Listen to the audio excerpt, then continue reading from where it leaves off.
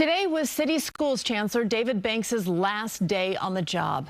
He stepped down months earlier than originally planned, and it comes amid federal investigations into the Adams administration. Education reporter Doug Williams spoke exclusively with Banks earlier today.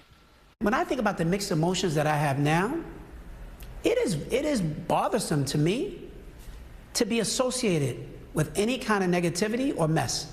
In 40 years, I've never been associated with any kind of negativity, ever.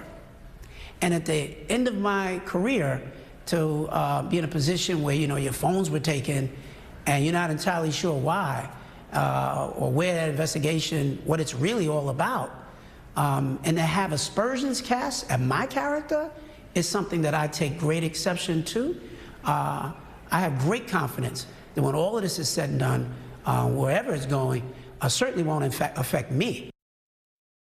And Doug, just back from that interview with the Chancellor, now here in our studio. Let's talk about the timing here. The Chancellor originally said he was going to leave at the end of the year, but then we heard from the mayor who said his last day's today. What happened there? What did the Chancellor say? Until now, Christine, to your point, all we knew was dueling statements, one from the mayor announcing his decision and one from the Chancellor, which was outside of the Department of Education. He used a PR firm to release the statement, so we hadn't really heard from him on his thoughts on it. And he made one thing really clear to me, and we'll have more of his answer coming up at 11 tonight with the rest of the interview as well.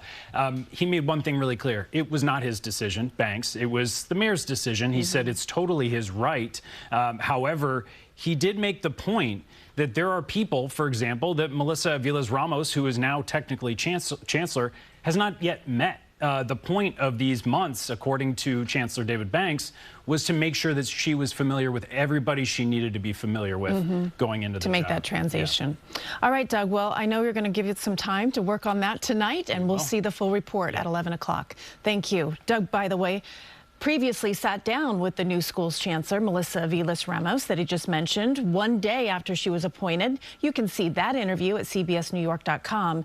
And if you have a story idea for Doug, we'll just scan the QR code there that you see on your screen.